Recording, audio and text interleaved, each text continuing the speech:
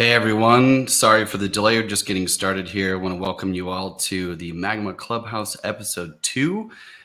We have myself, Solomon, and Ryan, our hosts. Ryan, how you doing today? Yeah, very well, thanks. How are you? Great. I was really excited about the last session and honestly a little bit more prepared with brainstorming and all of that. For those that didn't catch our last episode, we ended up spending a long time just conversating and talking about art.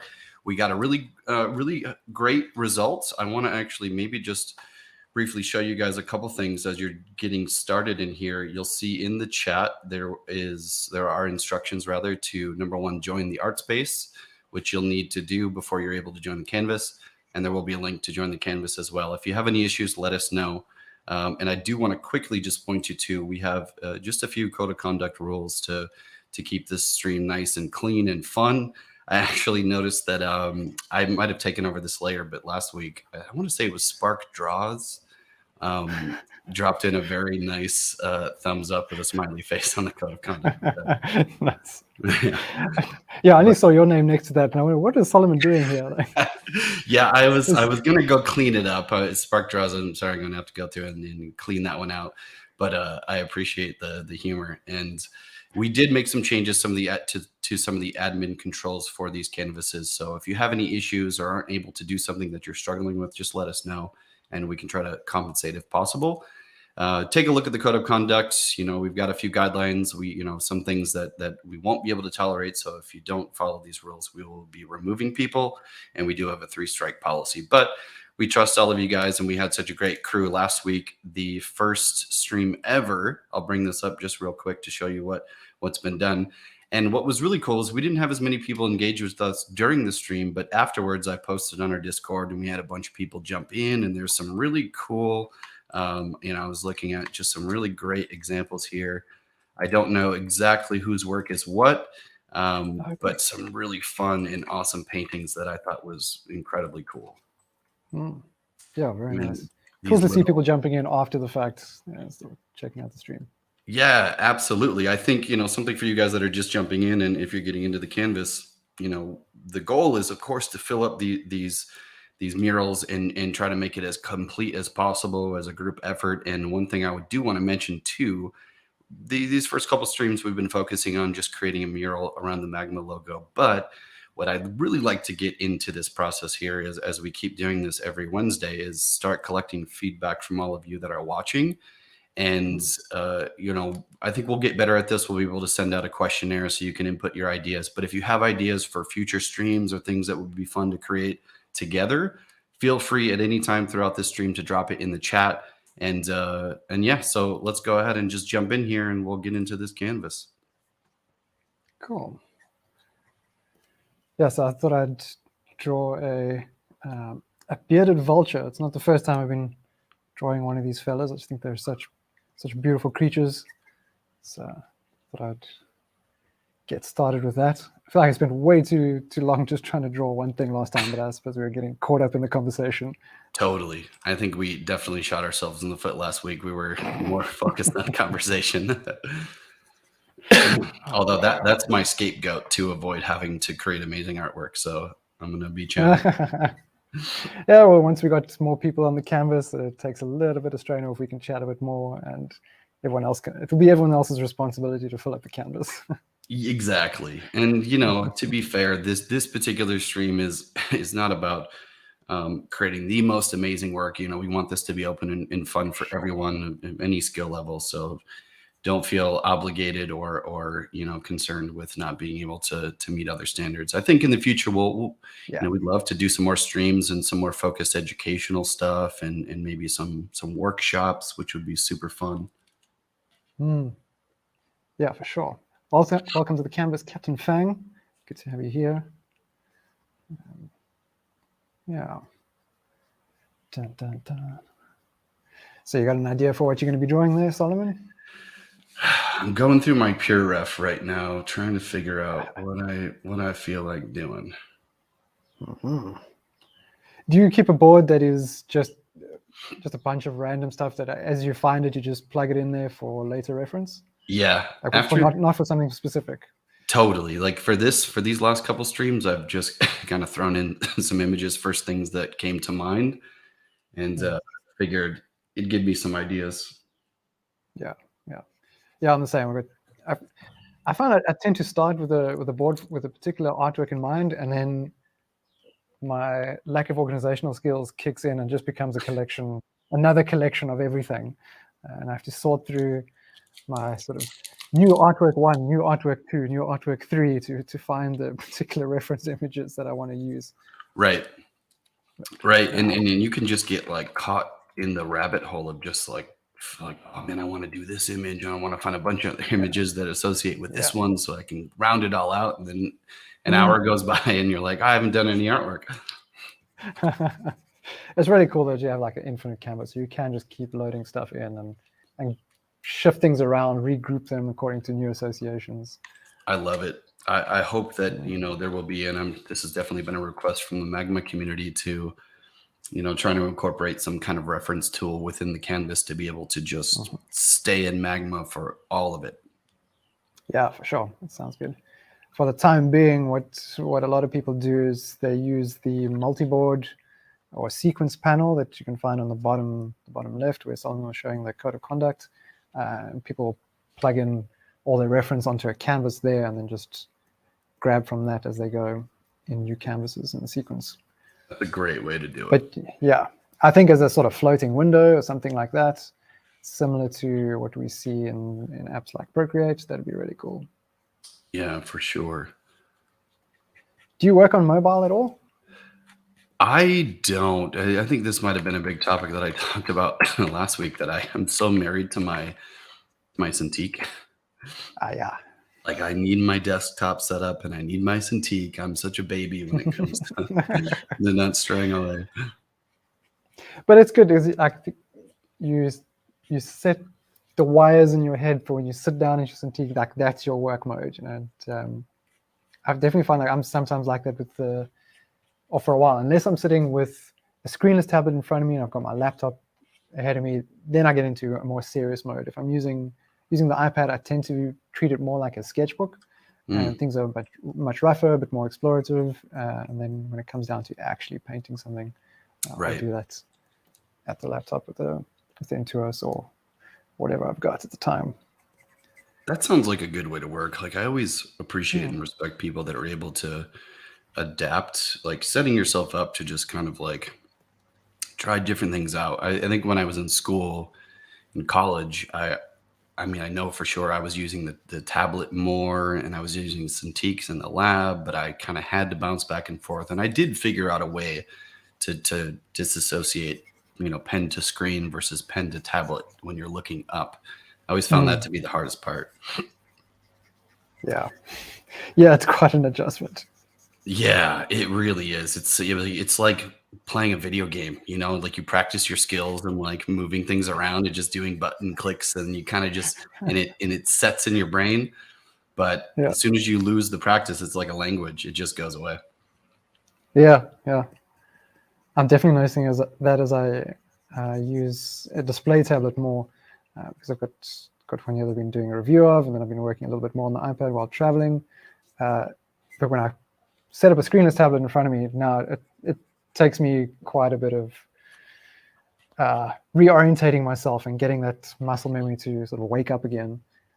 But it snaps in soon enough. Right. I tend to prefer it, actually. I find for my posture it's much better to be looking directly at the screen in front of me and just have my arm like flat on the desk. Rather, like if I'm using a small display at the moment, then you're sort of leaning over and hunching your neck. It's not. Yeah. I think with a bigger screen, it's much better. Oh, for sure. That's a big problem for me, especially as I get older. It's like my posture and all that. I'm like checking it right now. I'm like, am I hunching over? Oh, yeah. We should add some color here. So I don't know about the rest of you guys, but being, somewhat of a gamer myself, I like to get into creative storytelling, and The Last of Us, maybe a pop culture topic. They just released the HBO Max series. Wondering if you guys have had a chance to see it or if you played the game. Yeah, I haven't. Be curious to know what other people think. I'll give my quick hot take that I think it's. I mean, they're No doing spoilers. No spoilers. Yeah, sorry, they're doing some really great shot for shot representations that compare to the game, which is awesome. That's really what you always want to see, right? Yeah. And I got some solid actors for that from what I saw. Oh yeah, that's the best part. I thought about doing a cool fungus focused piece in this one, but I was thinking, don't know if that totally fits within our code of conduct, and horrific imagery could be considered. To my mind, it's not, but I would imagine for some people it absolutely is. Some of it is pretty scary. Oh, it's way too strong. Yeah, I haven't played Last of Us at all. I've just seen some of the artwork and the art blast that popped up on ArtStation a while back. And saw the artists on Twitter sharing their contributions. Look really cool. So hopefully it's something I get to. Yeah, that was grab one a of controller the and get into. Yeah, that was one of the best aspects of the game. I mean, it was beautiful, incredible design. I bought the art book, great character design work, great imagery.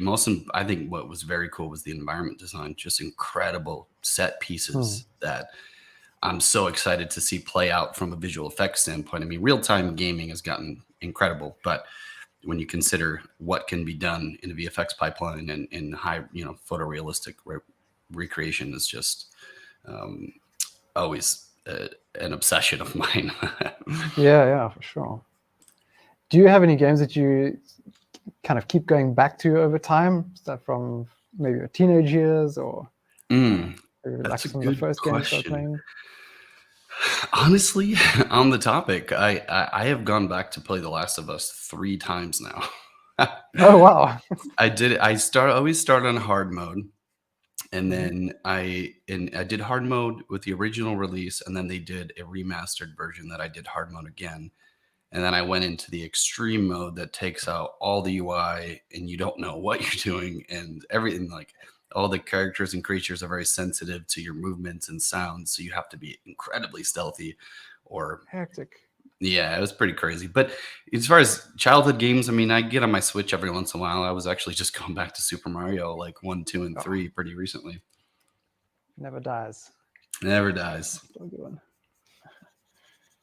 Yeah, I always go back to the older Blizzard games. Warcraft 3, well, even Warcraft 2 sometimes. Diablo 2 is probably one of the main ones I was playing in my teenage years growing up. So yeah, I keep going back to that and play the remastered version, which is pretty decent. I like with it. But yeah, it's just so much fun.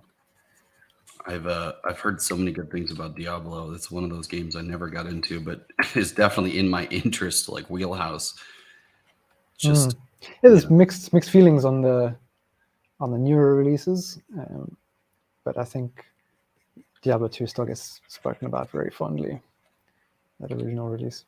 I think it was also a time when we started, at least in my neck of the woods, we were getting these sort of little gaming cafes where you could do these all-nighters. People would get together and play Counter-Strike and Diablo, and it's kind of like how we would spend our weekends. Those were some good times. I don't know if it's going back to it sort of is some sort of reminiscence, getting in touch with those good times again, or what it is. But obviously, the gameplay is also just fantastic. So that sounds like so much fun. I always love those group hangouts when you get with your friends and you got your always great stories. Do you remember just like watching your mates play? I suppose we do that now through Twitch, but I mean, just like sitting together watching one another play through like a one-player game. It seems like such a different time. I feel like that's another sign of my aging, is like I just don't have time sometimes to play certain games. Like when Uncharted 4 came out, I actually never was. I remember playing Xbox for many years, and I never got into the Uncharted games, although I wanted to. Just didn't have a PlayStation, And so when 4 came out, I just watched while working. At that time I was very focused on 3D art and working in that field. And I remember I'd just be working and I'd throw up the walkthroughs of somebody just going through the game. And I watched all 3 of those games and I loved it. It was such a great, I actually got really into it. It was like watching a show or a movie, Awesome. Wow, just seeing what Captain Fang's doing over here. That's looking awesome. That's wild. Wow. I really like that. Okay, got to start stepping up here. Yeah. Curious to hear from you guys in the chat what games you've been playing or what stuff you've been consuming.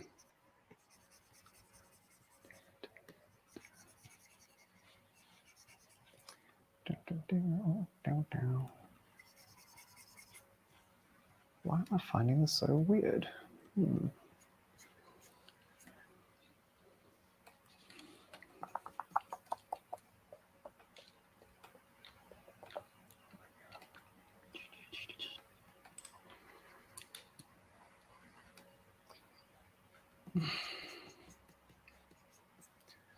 Yeah, I tested out a little bit of that the mouse customization that we've added to Magma now. Being able to program some things in there works real nice. Quite happy on with your that. side, where do you find it, based on your tablet and what you're using, where do you find that to be, what are you changing?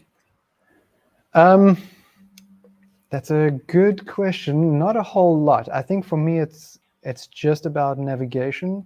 Where I'll just reach over to my mouse if I want to really zoom out, or just to fit the whole canvas to my screen. Then I've set that to my middle mouse button, so it just snaps to that fit screen mode, so I can get a good look at everything, and then wheel back into particular areas that I'm focused on. So that's it for now, because I've also got buttons programmed on the pen itself for my eyedropper, and then I've got the express keys along the side, which I don't use too much. I tend to still gravitate towards the keyboard, but the way I've set my laptop now, it's just a little far out the way. I've got to lean in towards the camera every time I want to hit my hotkeys. Yeah. Sorry, for some reason my chat scroll is inverted. Ori is asking, you'd like to join? For some reason Magma says the invitation is invalid. Okay, let me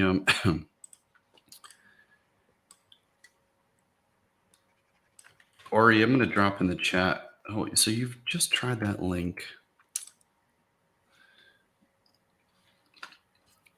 Let me check.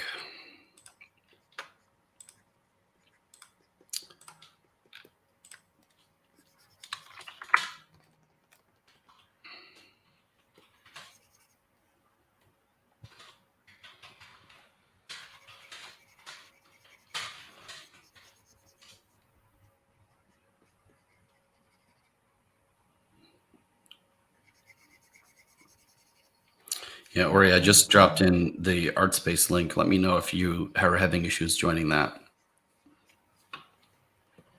Yeah, I think that's what we did last time, was just getting people to manually go into the ArtSpace and find the Clubhouse session from there in our projects. A little sneak peek. I mean, we are working to improve the way we access art spaces, and it's important to keep this stuff privatized and collected into a group, but also to be able to not run into issues like this. Yeah. But the link seems to be the same, so the link hasn't changed. Let's see if it was just a hiccup.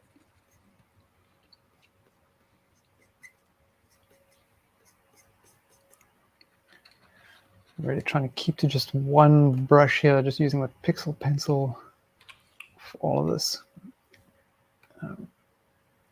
Let's bump up the opacity.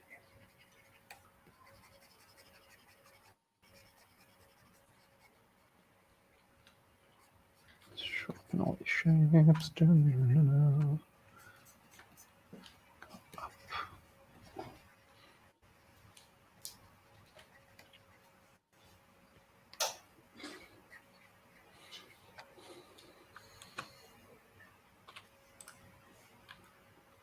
Some sort of weird scarf. That's one.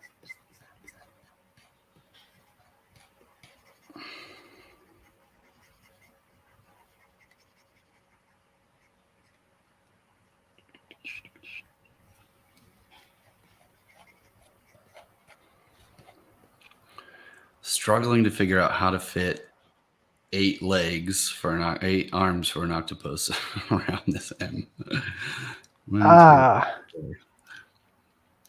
Maybe you got to have a couple waving around in the air, like they just don't care. Yeah, I think so. I think 2 are going to have to be up in the air. Dun, dun, dun. Holding pom-poms.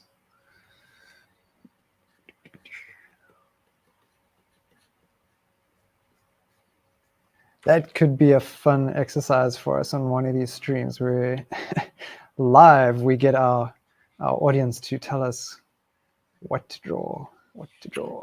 Yes. It's really throwing oneself in the deep end. Right. Can be a lot of fun. Pick the topic and go. That would be a fun challenge. I actually saw a few of our users on the Discord server. They were on a shared canvas recently and in one of the voice channels, and they were doing 1-minute drawings of various. I think they had a random prompt generator that they were using in a different tab, and then they would, just 1 minute try and draw something. Whether it was SpongeBob or I think they had to do a comic character, and then they just decided quickly on who the character would be, and then they draw real fast. There's no time to make anything neat. And they had a good laugh at a few of the outcomes there. I was just lurking and enjoying the results. But really cool to see that our community is using it, using Magma in that way and having a blast. It's definitely the kind of challenge that I find to be one of the best ways to elevate yourself, like to throw yourself in the fire. And maybe you mess up, maybe it doesn't go well, but if you do that a lot, it's like you get better at quickly responding to things. I mean, like I was mentioning earlier about obsessively collecting a reference board and caring too much about needing it to be perfect. That can be a roadblock for design. Some people are really good at that, but I think to get good at it, you have to practice time crunches, like do the big long sessions and practice both. I've talked, we've had different podcast guests and people. Stem Prokopinko on our YouTube channel, we've got an interview with him. He talked about that, how it is important to do those time crunches, but it also is important to do the longer sort of sessions and studies, but doing both has a huge impact. Yeah, I definitely agree with that. I find I often get caught in the details too soon, or like get caught up on something not looking right, like I am now, and forgetting to just sort of like step back and wait a minute, just look at your shapes. Like if you just put down those shapes quickly, properly, early on, you would have been fine. Yes, totally. But anyway, we're just gonna go back and forth. That's how it goes.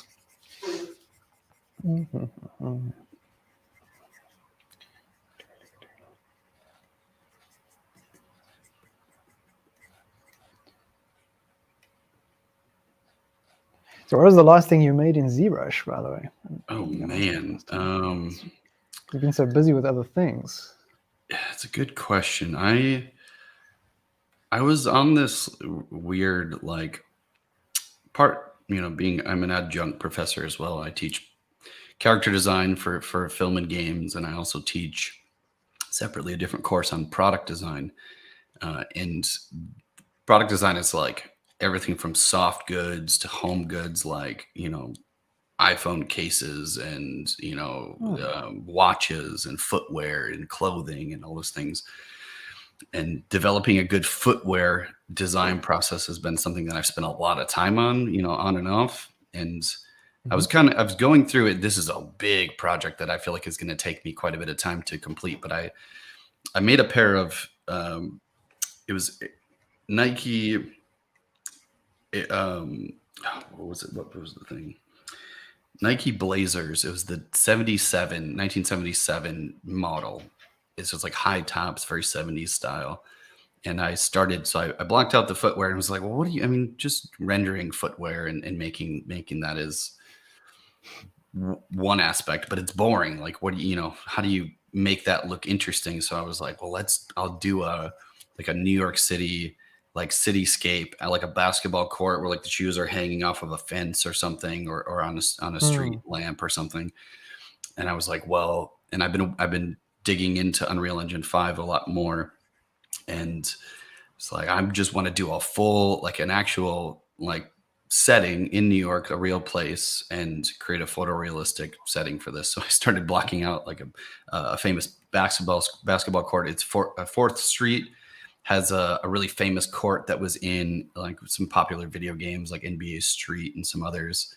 So I wanted to like capture like a quick 15-second scene with like cars honking in the background and sound effects and, like just a moment in time with the shoes kind of like swinging.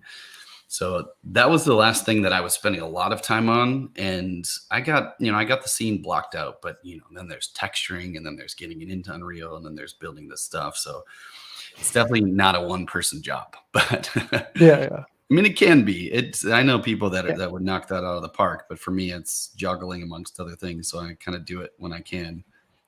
I see. Okay. So that is something you want to keep going with. Ultimately, have a finished one-man thing, or you want to kind of bring a few people into it?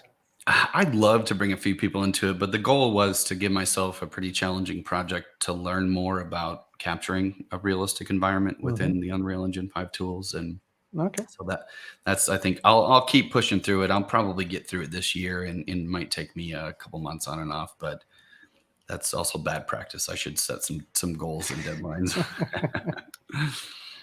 Add a few extra hours to the day. Yeah, nice. Exactly. Stay up later.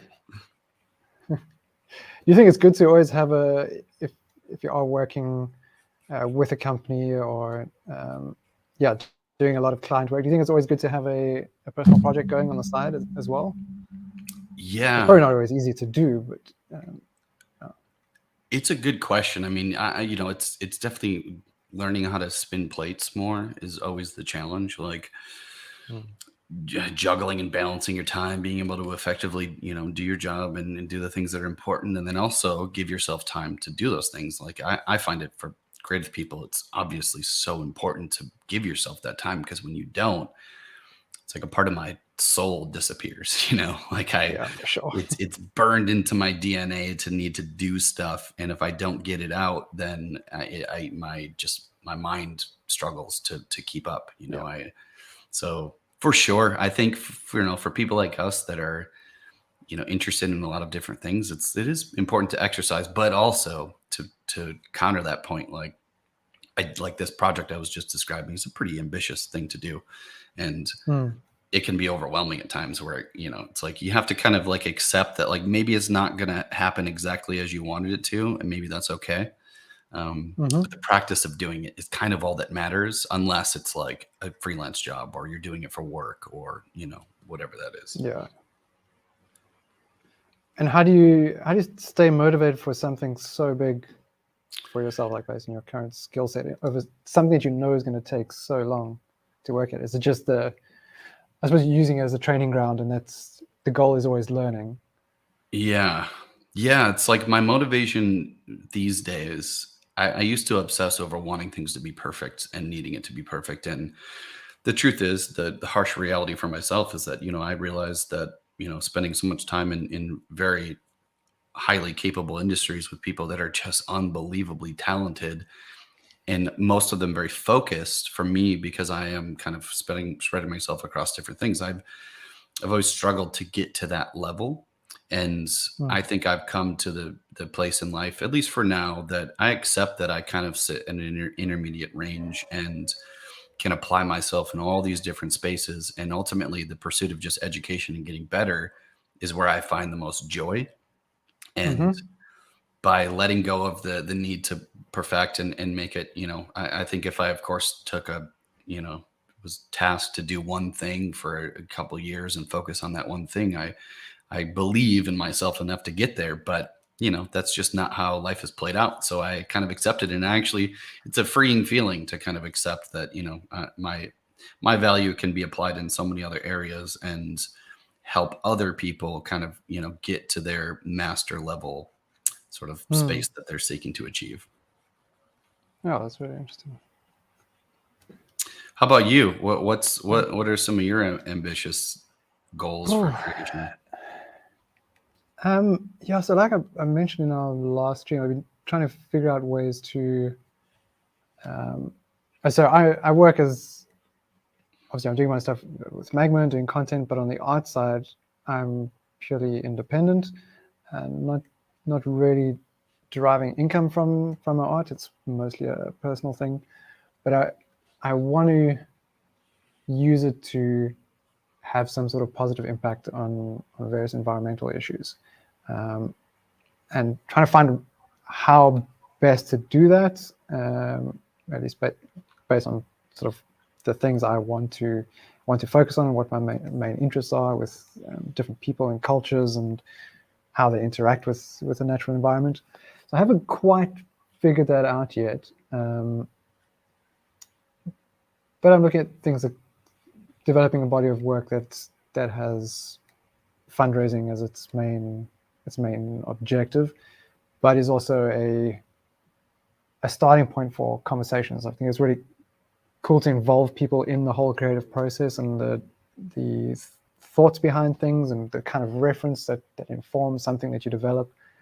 So hopefully that some of the things I'm looking at, where there's some interesting cultural elements that tie to different animal species within the same geographical region, creating links between those two and having some interesting conversations around where we can start appreciating older, more traditional knowledge, where people were a bit more considerate of the environment, and had to live a bit more harmoniously with it. So that's one thing, is highlighting sort of endangered species and our impact on the natural space, but also how also highlight older cultures and what interesting ancient wisdom they have that we could still be applying today and thinking about. So I'm not quite sure how this is all going to take shape yet. But it's something I'm mulling on. But eventually, I think it gets to a point where you got to stop thinking about it and stop, I suppose, you're waiting to be ready to execute this grand idea that you have, but you're never quite there. You have to just sort of throw yourself in, and you learn through the process. So I'm trying to get over that. Yeah, that's such a good point. I mean, it's such a noble pursuit, and I imagine so many directions you could go. But as you say, yeah, it's like whenever there's so when that process takes too long, and you kind of you're mulling it over so much so that you want to find the perfect thing, it slows you down from doing those things. And as you say, sometimes you just kind of gotta pick one, dig into it, see how it goes, and evaluate, and then you find this, like, I don't know, I find this like this groove, this energy that comes in, like you get reinvigorated and you just kind of fall into like a flow state almost. Getting into that flow state is like, I feel like in any creative pursuit is ultimately the goal. Like, how do you get there? I feel like everybody's got their own way of finding their way there. Yeah. Do you have any particular things that help you get in the zone? It's a good question. It's been this like ebb and flow of like proper evaluation, like the way I think about things, the way I organize beforehand, like setting an organized sort of structure to like just write some stuff down first, just get it out of my brain, because that's oftentimes the biggest challenge. It's just like, I can envision what I want to do, but applying it is like, well, what are the steps that I need to go? And sometimes I'll just start working on the project. I'm like, I just want to do this thing, and it does support this, but how does it support this? Like, what do I need to do in order to get there? And I just kind of take a document, open it up, and just write a bunch of stuff. And I have I have my desktop. I have folders just littered with notepads of just stuff, you know. And sometimes just by getting it out, it helps me formulate my thought process, and then I can just take some actionable items and jump in. But you know, it's like the ebb and flow of doing too much of that, and then realizing, okay, it's been weeks since I've actually done anything. Let's just like pick something and just start doing it. And then I go back to that doc, and then I actually want to revise. Like, okay, now I kind of have an idea of what I want to do. Let's create an actual plan, and then take that plan and then go do some other stuff. If that makes sense. Yeah. Do you find you're often rewriting a lot of the same thing on new documents, where you're like revisiting the same idea across multiple sheets? Totally. Okay, so it's not just me. No, it's not just you. I do it all the time. I'll forget sometimes. I'll be like, oh, I got to remember to do this, and then move on to some other things, and then I'll write the same thing down. And I'm like, then I go back and open those old docs. I'm like, oh, I was thinking about that like 3 weeks ago. You know? Yeah, I find like sometimes I do it unconsciously, but other times I do it intentionally. Like, wait, let me start again with this thing. And then every time there's a little something new that gets added, some new association when you sort of rethink things. So instead of just going back to the same pages and adding to it, I find sometimes just kind of starting from scratch on the same idea can give a slightly newer perspective. Right. I think that is a part of it, honestly. Like, some people maybe are just hardwired to just like get right down to the point. But I think those of us that aren't, it's kind of okay. It's just like, it's a part of our process. We'll get better at it the more we do it, but it's like, it's kind of hard to recode some of that stuff in your brain, you know? Do you ever go at something without a plan at all and just sort of figure it out intuitively or as you go? Yes. Like doing this, to your point about doing these streams where like you just pick a topic and go, something I used to do in old companies or old creative environments is just do like lunch crunches. So they're like, be like, all right, today we're gonna do like Frank Frazetta style artwork or whatever, or pick some random stuff and then just go in and make something, and you've got an hour to come up with something, and it's about rapid iteration and just like testing yourself.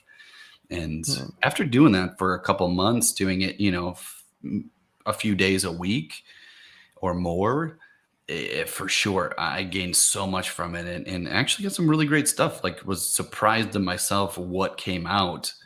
But I remember initially being so fearful, like, oh, I'm not going to be able to do that. It's gonna, my OCD is gonna kick in, and I can't deliver. And sometimes that's the case, but definitely, like the more we practice doing that stuff for people like us that struggle with the organizational aspect, I think the better. In any regard, whether it's drawing, sculpting, doing stuff around the house, whatever that is. Yeah, I feel that. Actually, curious if that's something other people here would be interested in doing, maybe on this stream, or I don't mean now, I mean on this sort of regular segment, but doing sort of painting studies or style studies of different artists could be a fun exercise, just to try and understand how different people work. It's not something I do a lot of, but I've been wanting to spend a bit more time on this. It's a great question. Yeah, if those of you guys that are listening to us drone on and on about these topics, so definitely would love your feedback on maybe doing like a lunch crunch. We pick a random topic and just go in and create. And also what topics would be interesting. Think of something like what Bobby Chu has frequently done over on his YouTube channel with the 90-minute art classes, art lessons, things where they just spend an hour and a half taking a scene from a movie or just some photo reference and trying to replicate that as best they can. Yeah, I don't know what sort of topics would be cool. I think a lot of people like to go back to people like Leyendecker and try and figure out some of his shape language. I love that. All those just sharp edges. Yeah, that could be fun. Yeah, I intended to. The goal was to have it ready for this stream, but we've been juggling a lot of other things here at Magma, working on community engagements and podcasts and all these things.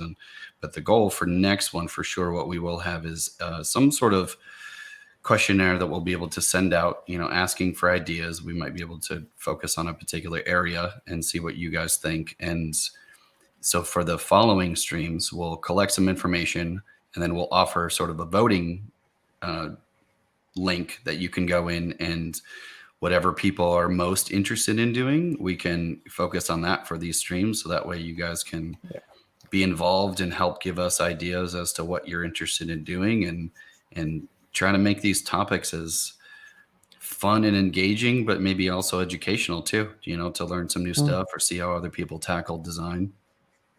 Yeah. Oh, good. I'm zooming out a bit here just to see what we got going on. It's a lot of fun here. Who's this? Bottom.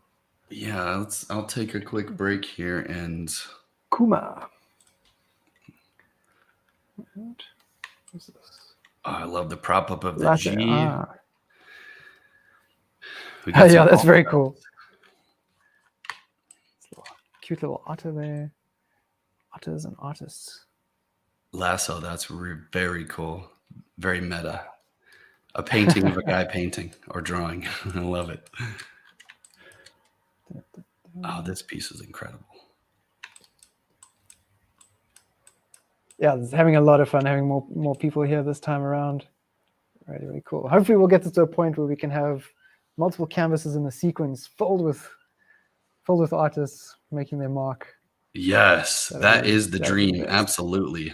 Yeah. We can do it. Yeah, we can do it. We can do it.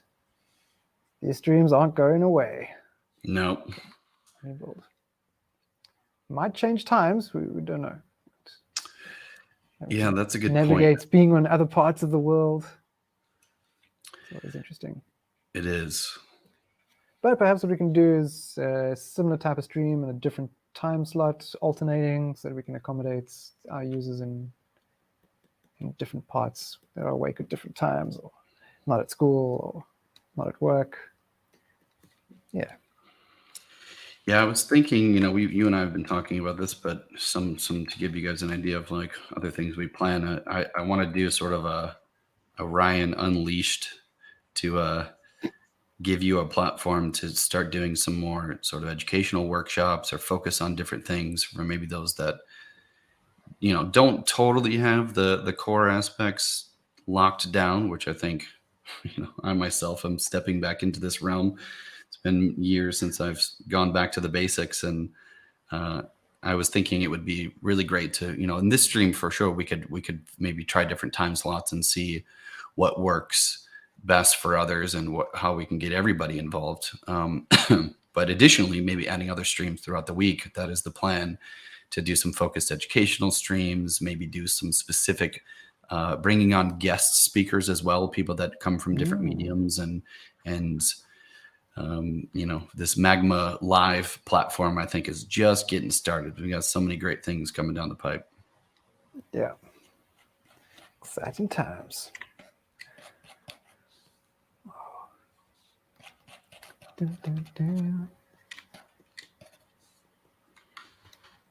Oh, gotta remember to stay hydrated.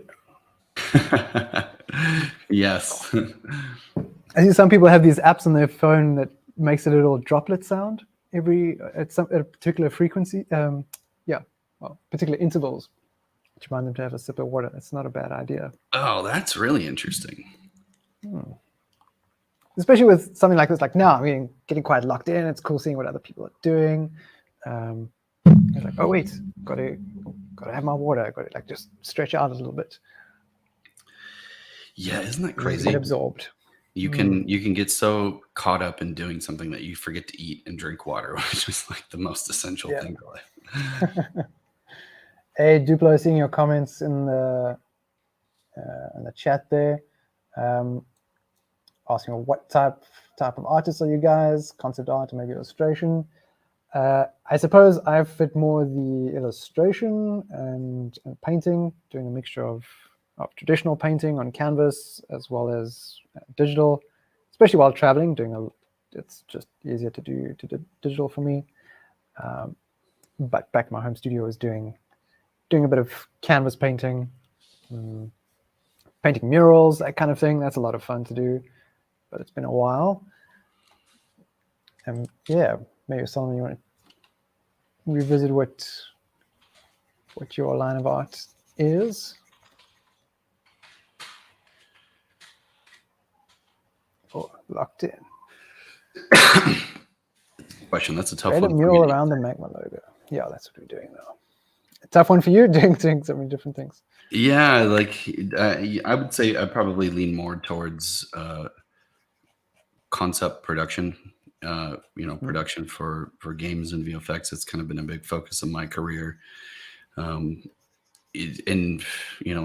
spending a great deal of time in cross-functional 2D design to 3D design in different capacities. So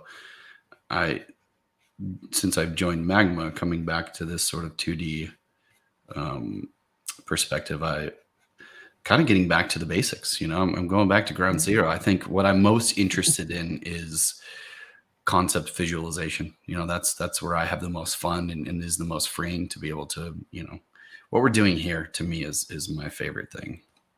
Illustration, I've always found a little bit more challenging just because it is slightly different in terms of the application. My particular style is so sketchy. I've always been that way since I was a kid. So the pure clean application sometimes is challenging for me, but definitely, something to that I'm definitely interested in, Yeah. I'd love to up my skill set to be creating things that are more, it sort of comes close to splash art, that sort of really refined, dynamic type of illustration. I did try my hand at that, but feels a little above my skill set at the moment. The stuff that the guys at Riot are doing, for example, with their characters and splash screens is just phenomenal. It blows my mind every time they have a new art blast. Such good stuff. They are. I mean, they're amazing. They do some incredible stuff and incredibly quick. That's what always impresses me is just how fast. I mean, really, what can be achieved through focus and dedication to a particular medium. To your point, Duplo, on asking that question. It's an important one sometimes, depending on what you're doing. I think it's perfectly fine for people to kind of step into different mediums, and particularly here at Magma, it's like this is about an experience just as much as it is about maybe an industry focus. But I'd be curious to know what the rest of you guys are what you would consider yourself as, Duplo or others. Yeah, let us know in the comments. Very keen to see what type of artists we got here. Yeah, at Varsity, we were also very much encouraged to play around with different mediums as much as we would specialize. So I did fine art and specialized in printmaking, and yeah, as much as I would be up in the printmaking studio, we were also encouraged to go down to sculpture. Our projects would kind of be there was a lot of mixed media work going on. So sometimes people who were doing painting were down in the sculpture department, crafting something up or creating bronzes. While others might go off to the printing studio, off to ceramics. So, but that was the cool thing with being in a university environment, going to an art school, was having access to all these different tools and resources.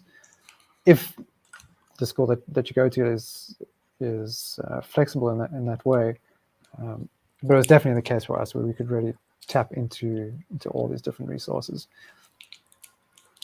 Yeah, that's very interesting. It makes me think, what's the maybe the craziest or the most obscure medium you've gotten into? I kind of played around a little bit with making paper. It's not that obscure, but the idea with it was to I didn't quite work with the paper making aspect, but I wanted to play around with light shining from behind different papers with different textures and things embedded into it.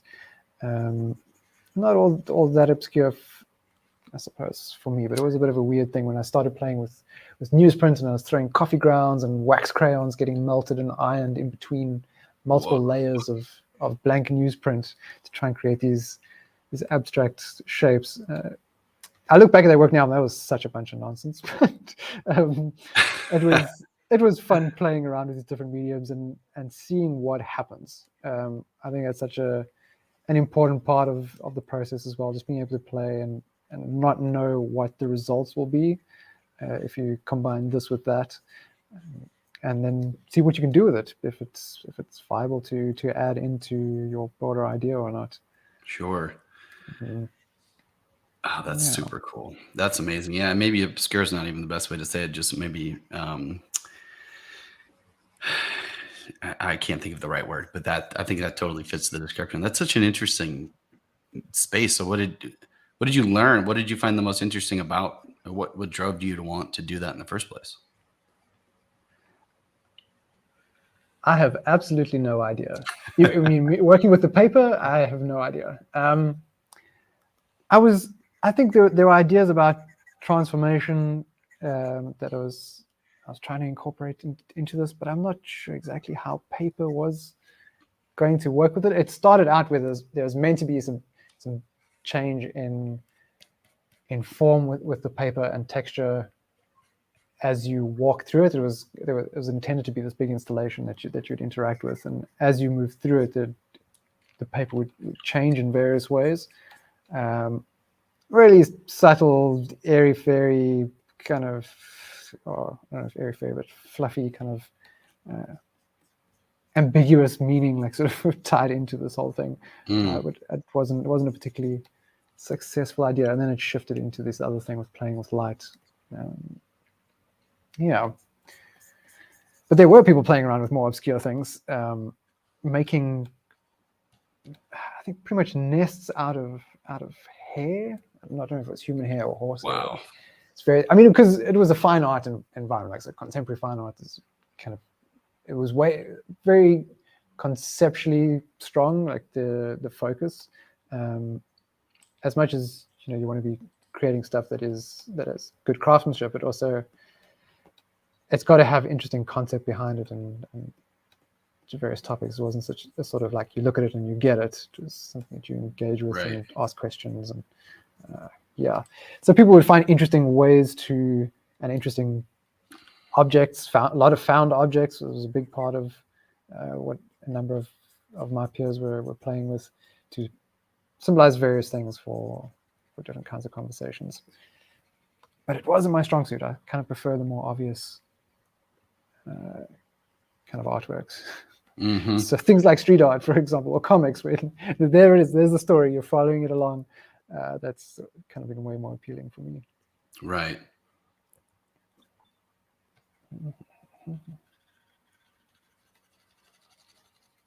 It's an interesting debate as like it pops up frequently, whether or not going to a sort of brick and mortar art school is the thing to do, because it's such an expensive thing for most people.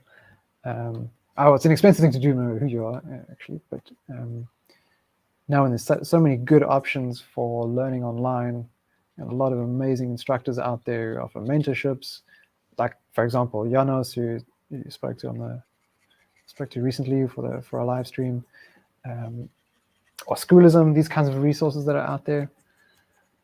I think the question really comes down to what type of experience people are going for.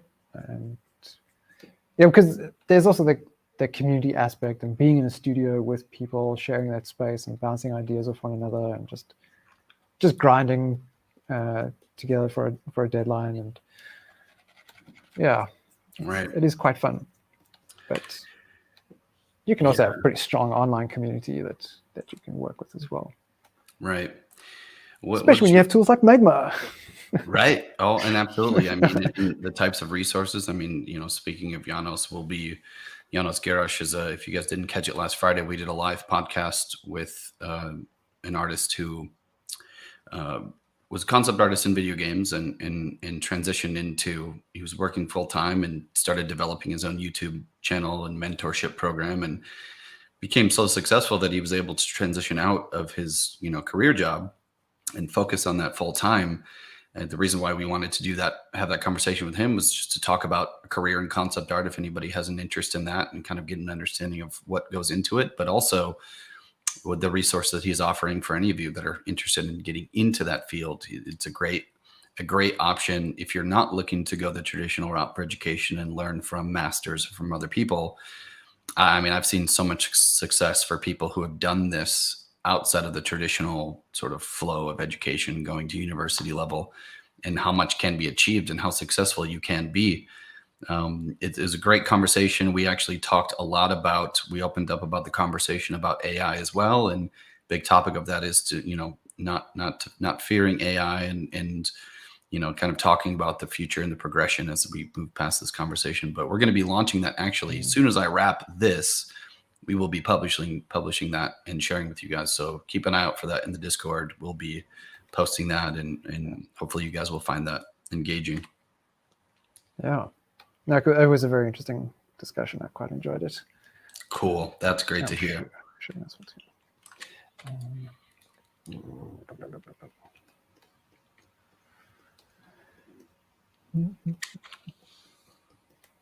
How is our time looking? Good stuff. It's already almost been an hour. You have to, seeing Duplo say here, you have to find a job first, and there's a lot of competition out there. That is a thing. There is a lot of competition. You know what? I think most of the time, a lot of artists, you're always doing something else. Like I used to work in just a photo print shop for a while, along with a few other artist friends of mine. And then, you know, after work, we'd go to the studio and then paint and have a couple of beers. Yeah, it was a vibe. But you know, getting the job to enable you to do the thing that you're passionate about. But I don't know. I've never tried to look for a job in the game industry, so I'm not quite sure how hardcore that competition is. But when I see how good some of the people are out there on ArtStation and who are responding to job ads, it looks like there's a lot of competition, but also really skilled. There's a lot of really skilled guys out there doing phenomenal work. I can tell you, you know, at least from some experience working with, you know, various AAA game studios, it's an incredibly demanding position. I mean, the time crunches are challenging. There's a lot of iteration and changes and quick iteration, most importantly. But the best thing about those positions is that they do take many people that are just getting into those industries, and you learn so much on the job, and it is not always required to be the most perfect master. You can have a great core set of skills. And now with so many games, you know, game studios and places that are kind of doing the sustainable model, if you will, where it's a constant version of the game that's always there, and they're changing environments and characters, but the game itself is pretty consistent.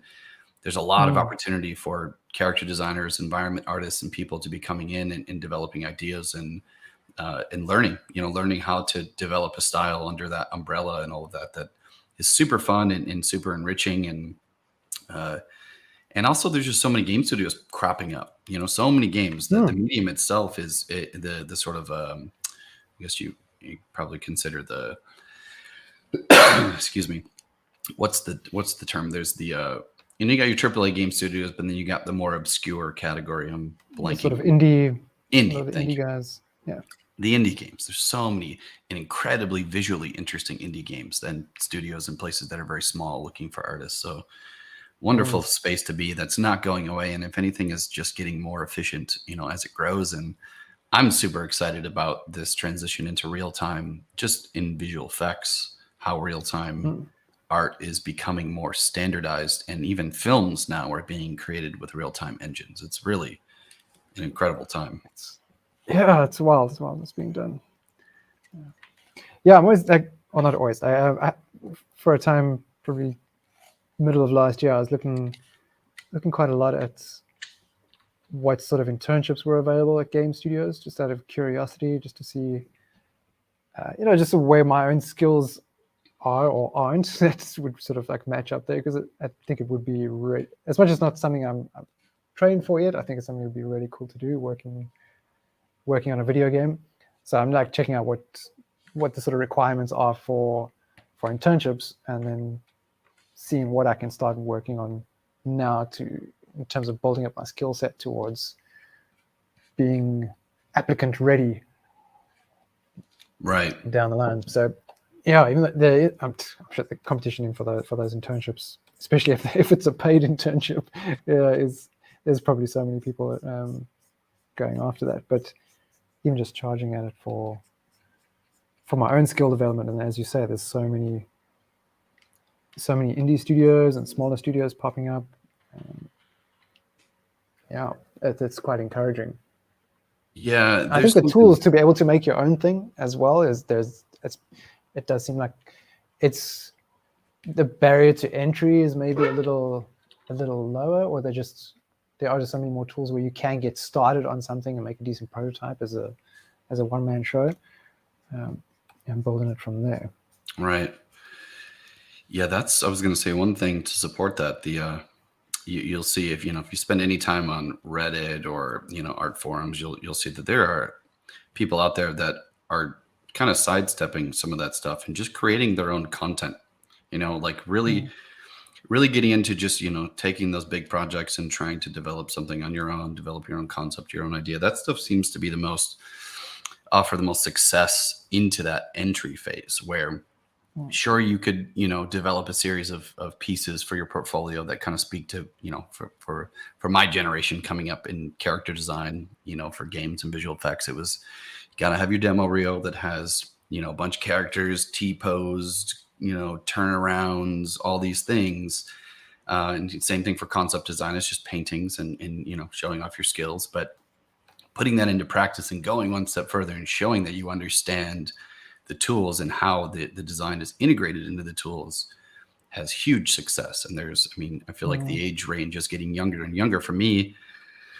I'm dating myself here, but graduating high school in 2005, coming into the industry, it was very strict on portfolios and demo reels.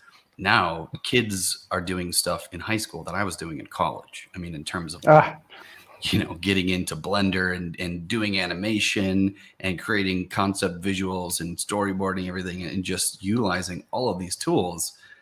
It's amazing to see the quality go up, and it can be scary. It's scary for I think people in my generation, but I think it's just part of the progression of things. The more experimenting you can do, the better you'll be. And the more you can achieve. Yeah, and I think having sort of free access to a lot of really good tools like Blender, and then something like YouTube where people are putting out their tutorials. You can get started with nothing. Just gotta have your computer and a mouse, and off you go with Blender and start modeling. Do the old donuts, the old donut tutorial, right? Which is awesome. Like it's kind of annoying seeing how good some of these people are so young, but it's amazing. It's so exciting to see. Yeah, for sure. I definitely understand that. I've been in that position too. Where I'm like, man, you made that by yourself. What am I doing with myself over here? Oh yeah. A lot of it is time, though, right? It's like I remember being in high school and just spending hours. For me, some of the tools and the access to Photoshop and everything else wasn't necessarily as accessible. But I had a guy that I studied with in high school who helped me build a desktop machine that I could have, different painting applications and things like Maya and ZBrush and everything else. And I would just sit in my room in the basement for just days and days and days and just make stuff, like had nothing but time. Good times. I know. So many things to distract us these days. But yeah, like Last of Us. Captain Fang said goodbye. You got a class. Enjoy your class. Thanks for stopping in, Captain. Yeah, thanks for this awesome contribution to the canvas. And we hope to see you again with the next one. Yes, for sure. Feel free to come back if you're still here. Come back and perfect as much as you want. Yeah. I think I'm going to be doing that through the week when I have some time. Same. Spend an hour just trying to get these tentacles wrapped around. Yeah, for me, I drew this bird not too long ago for a tablet review that I did. I cruised through that thing, and now I just don't know why I'm struggling so much. Yeah. We're doing it again. We're talking. Yeah. Speaking of which, I think it might be good time for a little.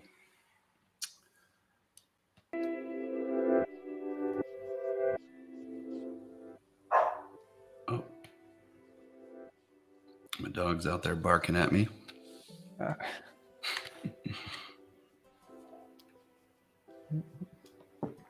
I'm envious of you having a dog. It's one thing with traveling, no pets. I really miss having a dog around.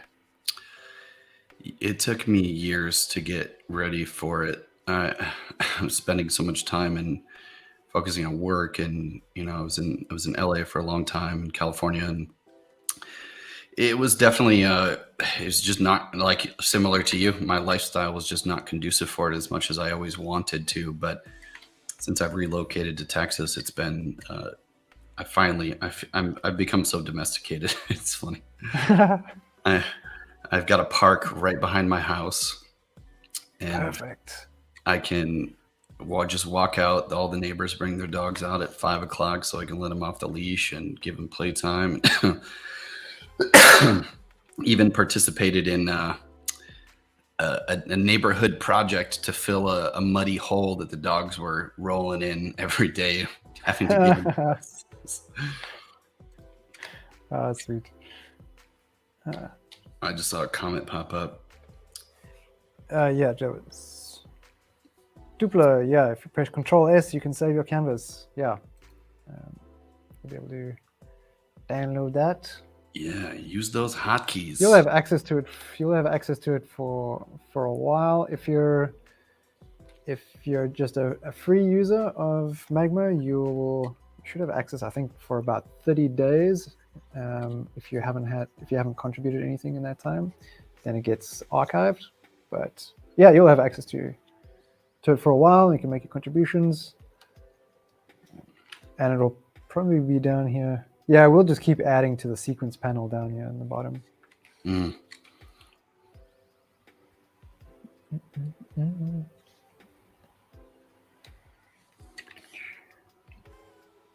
Oops.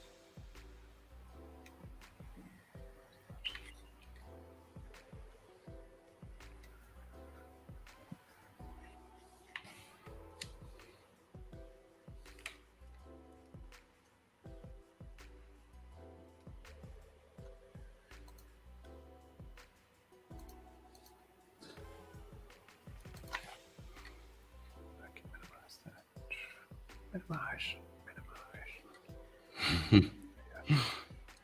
Yeah. I find sometimes it's interesting with how some programs just behave a little differently with different devices. Just subtle things like here with this tablet that I'm using at the moment, I have to double tap on a thing, whereas if I'm using I think it's with my screenless tablet or with the iPad, I just have to tap once. So a little subtle change like that feels quite big. This is why I don't change. I'm such a baby. I'm like, nope, nope, not doing that. Yeah, it's not something you want to always be worrying about. Making sure that everything works. You want to get the thing, you know that it works, especially when you got things to do. You haven't got deadlines to meet. So right. You don't want to waste time. Definitely, yeah. Those are good practices to keep when you're young and when you're just getting started. Is do as much as you possibly can, because when you get older, time becomes way more valuable and important. And it's we all have to evaluate, have to look at things, and have to go, okay, what is this going to do for my creative output? Is it going to be worth the investment of time? Getting into those things, how much education am I going to have to go through? How many YouTube videos am I going to have to watch? All of that stuff. Yeah, just the learning and how much time it goes into it. There's just so much. There's so many awesome things out there to learn and things you want to do. Yeah, I think you've mentioned as well, you have such diverse interests that just want to like get into everything, and you can't. Right. It's beautiful and it's sad at the same time and annoying. Right. You just want to do everything. Right. It's I need some Naruto like cloning where I can just spread out and do a whole lot of things. One of me can go surfing while the other one draws and the other one learns Blender. And the other one throws paint at a real canvas. And then we can, at the end of the day, we can all come back together and the complete me can feel like I lived it all. Yeah, it's so funny you say that. I've often fantasized, and this might be excuse me, this might be a throwback for some, but if you've ever seen the movie Clock Stoppers, where they have a watch where you can freeze time and you can go about your day and do whatever you want. I dream about it. I wish. Yeah, it does sound familiar. Is there anything in particular from your, or let's say like high school years that you used to do a lot of that now you don't really have the time or maybe not even the interest as much now, but kind of miss it?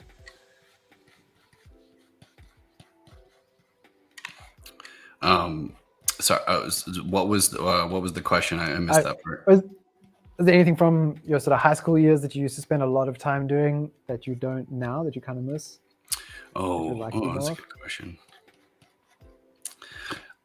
Honestly, I mean, the first thing that comes to mind is probably for the best, but I mean, I used to play way more video games. Like, I would consume everything. I had so many part-time jobs. You know, I at one point I had a job at Best Buy and I had access to, discounts on games, and I would just buy. All my money went to just entertainment, and it's very enriching. I mean, I will say, like, I gained like a creative insight into digging into those things, and I still consume media, I think, just from a critic's perspective and trying to stay in tune with quality and VFX pipelines and all of that stuff. But at some point, if you're interested in creating, it's like you got to focus on that part. I have talked to plenty of professionals and people that work in games and work in film, and a lot of times, surprisingly, maybe surprisingly to some, that a lot of them don't get time to watch and catch up with everything because they're so focused on the aspect of the creation part that they it's like we've been talking about kind of this whole time, that you don't have as much of it, so you have to delegate and you got to sacrifice. Like, well, I just you set maybe around holiday season. Like, I know plenty of friends that work in the industry that Christmas and New Year's is like a great time to just chill and watch all their bookmarked content and play the game that they wanted to play. Yeah, that sounds cool though. Like leaving it for that holiday period and then just overindulging in it and finally getting to nerd out on everything that your friends have been making. Yeah, it sounds pretty cool. Yeah, I think it's a good practice. Yeah, for me it's like. Sorry, go ahead. I know. As I said, for me it's like BMXing. I used to do when I was in high school, like just going around the neighborhood and just riding, looking at things. I wasn't particularly good at doing any cool maneuvers. I wasn't cool like some of the other BMXs out there, but I enjoyed just like sort of rolling around the streets and doing the odd thing here and there. Yeah, this is the fun way to explore. Now that you mention it, and stay fit. That was huge for me as well. Yeah. Did you skateboard as well? Skating was kind of my bread and butter. I built a half pipe in my backyard with my stepdad at the time, and yeah, I was fortunate to have a space to do it, and definitely the same. I mean, my family owned. It's very kind of crazy to me, but my family owned, when I was about 8 or 9 years old, my dad bought a batting cage and miniature golf course. So this is like our family business that I would run in the summers. And, I was able to, everything was, I always had to work for everything. I had to, pick up a job, and, never really, everything was on me to buy, but I did make my own money. So most of my money at those days went to, I'd ride, my cousin and I would switch shifts to run the course and keep the machines fixed. And we would switch switch shifts and ride across downtown to go to, I think it was Barber's Bike Shop. And we'd buy like, different tires and different, pegs. Pegs were obviously essential. Of course. Yeah, I've still got my BMX in storage at the moment with my mother. And then when I go back, I think I'm gonna fix it up. I don't know if I'll ride it because we're only gonna be visiting for a brief time. But maybe I'll fix it up and sell it. It's not one of the things I have quite a sentimental attachment to, but I have to be realistic with traveling and having stuff. Don't want to sit with a whole lot of things in storage all the time. But I'm quite excited to just like get some grease on my hands and pull it apart, get some shiny new tires for it, and new handlebars. These things are so manky at the moment and like worn out. Your hands just slip right off. But I have some painful memories of my pedals. I had these metal pedals on mine, and playing around with little backyard ramps, and screwing up some of the landings, and those pedals kicking around and just hitting you in the shins. Fun to watch it happen to other people, not so fun to experience. Right.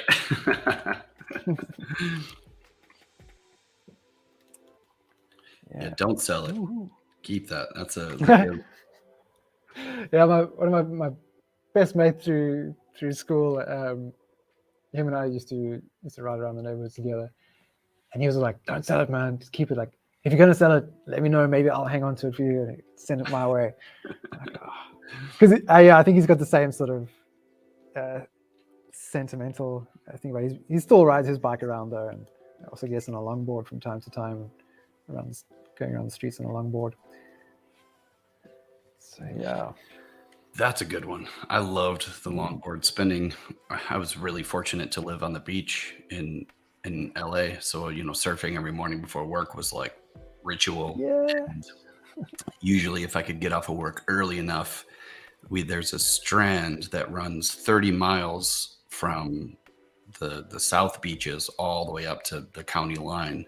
And it's like pristine concrete. So like smooth concrete. So the longboard was just so smooth. Oh, that sounds amazing. Oh. Yeah, our university as well is in like right by the beach. It's in a nature reserve, and before class as well, I would just grab my bodyboard, go jump in the ocean, catch a few waves before art history class. Although often we like work through the nights. There were a handful of us who used to work better at night and just sleep over on campus under our desks. And then first thing in the morning, I'd head out there as well because we were right there. Even if just for a swim. And we often have dolphins swimming by. Oh, the best. Which is just the best. Very cool, man. I can't imagine. I don't have any. I think that's probably one of the best just morning experiences I've ever had is being on water. Being in similar experiences, dolphins and seals were very common. Seals are a little scary because seals means sharks. Potential for. And Manhattan Beach was actually the point that I used to, the break that I would surf was actually just maybe a quarter mile down the beach. There was a little crevice or crevasse, depending on the way you say it, where the great whites would come and have their babies. So the babies were always 3 feet, 4 feet, pretty small. Then they but it was a trench that went down really deep. That was like, I think the draw. So that was always kind of a regular thing, but it was such a well-trafficked surf spot. There were so many people out there. So, eventually you kind of just forget all about it. It would just, nothing ever, no issues. Yeah, well, it's safety in numbers, right? Yeah, you're not the only one you can pick from. Right. That's what I hung my hat on. Oh, brilliant. Well, as we're coming up to an hour and a half here, I think we'll give it another 10 minutes here and call this stream. Just a quick shout out. Maybe I'll do a quick break here. slowly trudging along, but maybe do a quick little review of what everybody's got going on.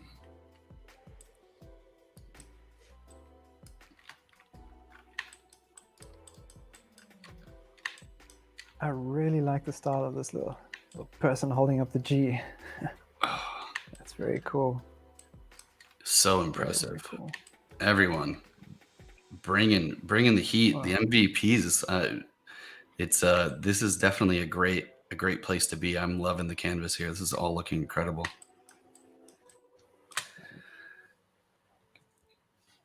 Yeah, it looks like you got some great texturing going on in there, and this is all you're doing everything with the pixel pencil.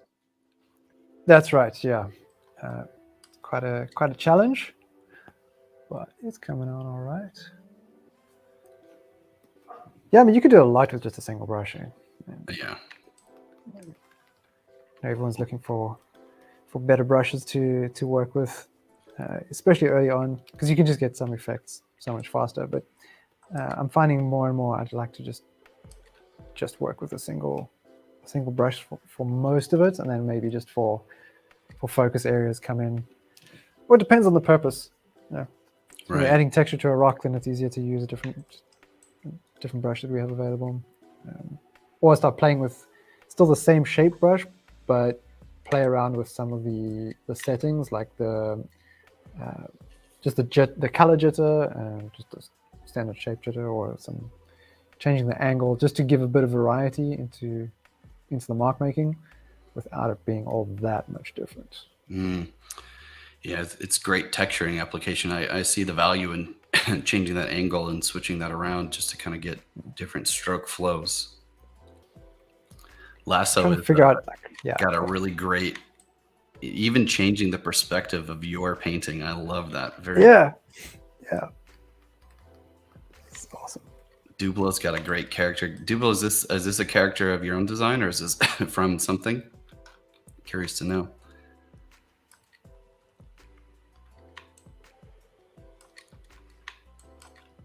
I don't know if I'm saying it right. Legov. This otter is beautiful. Very clean strokes. I need to take a page out of your book.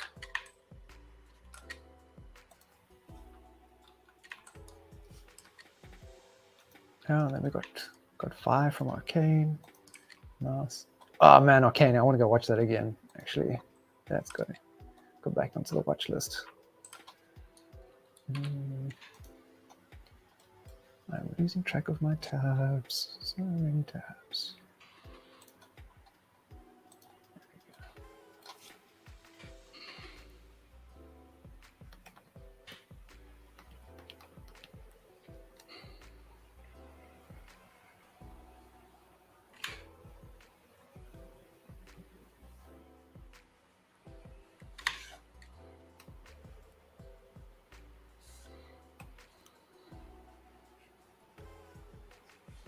I think the thing with sticking with a single brush is also as a way to try and stop me from getting into unnecessary details or trying to like render things a particular way where it's still just focused on shapes and getting those right first. Because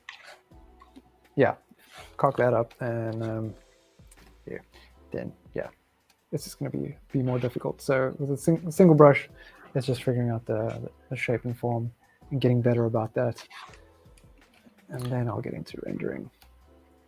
Yeah, what I love about your work is this workflow seems to be really effective in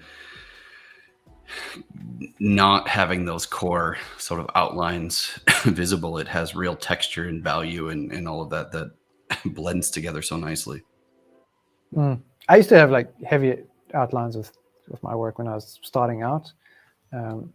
This sort of more, I suppose, a bit more of a comic-y kind of style. I mean, I started out making stickers. That was my first thing. So, and I found it easier to do, because I had quite a small tablet, I found it much easier to work on paper first and do my ink lines on paper, scan that in, and then color on top of it. And I tend to just keep my black lines to stay within the parameters of that character shape a bit easier. Now I'm way more comfortable with the tablet than I was then, so I find it easier to just get a sketch down and then work on top of that and Right. paint over it. How long could you say that took to kind of get that working? I think when it really changed for me was when I stepped up the size of my tablet. So I think I was working with that small one for about a year and a half or so. And then once I had a bit more space to really draw with more of my arm rather than just with my wrist, I found it easier to kind of feel like a painter. But also knowing the various tools available to me a bit better as well. So it's difficult to tie down just to spending time on it. It also helped just getting to know my tools and changing some of my tools. Yeah.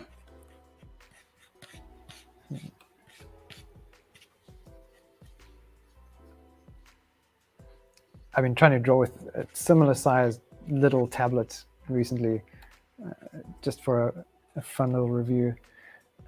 It was the cheapest tablet I could find, sort of make for a fun video.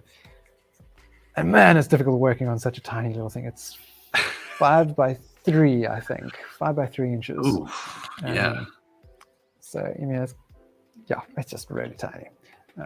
I think it's fine for doing stuff in Blender, but I'm finding for drawing, it's taken me a very long time to get used to. Because those little movements on a small tablet translates to quite a big movement on the screen. Even though I'm only using a 15-inch screen, it's still quite a big jump. Right. I mean, the slightest change makes a huge difference. I mean, yeah.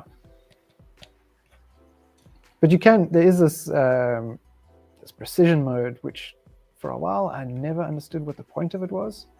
But now with a small tablet, it sort of makes sense. It creates this focused box within your screen, and then it remaps the tablet just to this focused window. So then the movements correspond a little bit more accurately to that box than to your entire screen. You have a bit more control. Right. I think that's something that came up for people doing photo retouching mostly, and just being able to really fix very specific points on their photographs. Yeah. Are you doing reviews on YouTube? Yes, I am. I've got a channel, Aiku Draws Stuff, and I do put up a couple of my painting time lapses, and then I do some tablet reviews, playing around with different software. I'm not that good about keeping a schedule of posting yet, but here and there's always like stuff coming up and moving around. There tends to be these gaps between making videos, and it takes me a while to get back into the mode of making sure that now I have a decent background and decent lighting, and sometimes those things just don't play along, so things get pushed out a little further back. Yeah. Well, and somebody like yourself who travels a lot and is on the move, it's got to be one of the biggest challenges and maybe one of the blessings of the whole experience as well, getting to, not being married to those things, doing it when you can, enjoying sharing that information, but just finding other ways to deal with. I still want to be putting content on there. I think video is such a good way to engage an audience and to put yourself out there for getting feedback, and just finding different ways to go about it. So sometimes it's traveling. Okay, maybe doing reviews doesn't make sense. Where I've got to do these talking head shots. Maybe I'll just do a painting time lapse and a voiceover chatting about the process. Maybe that works better. So trying to figure out ways to respond to the challenges. Usually easier said than done. Yeah, always. But also trying to take advantage of being in certain places, having access to like drawing tablets, for example, in Malaysia, I found were really affordable. South Africa, they were priced a little higher, and in Georgia, they have to get shipped, and that adds to the cost. But when we spent a few months in Malaysia, I could get them at a really nice price. So you want to jump at that opportunity while it's there. And then you end up traveling with 5 tablets in your backpack. It's not always ideal. Dedicated backpack to tablets. Yeah. Throw out the clothes. Fit more tablets. Don't need them. Well, team, this is a really great example here. I'm super excited to see what everybody's come up with. I think this will conclude the stream for today. But again, this is an open canvas, and I definitely, each stream, the goal is to be highlighting the work that's been done. So please come back and feel free to enhance, improve, or keep drawing. I actually might stick around a little bit longer as well before I get back to work here. But we look forward to seeing you guys next time. And thank you so much for joining and contributing such amazing pieces. This is a great squad, and really looking forward to our next stream. Yeah, absolutely. Thank you so much, guys. And thank you, Solomon, for hosting us here. Yeah, I'm out. Cheers, Yeah. Ryan. Cheers, everyone. And we'll see you next Wednesday.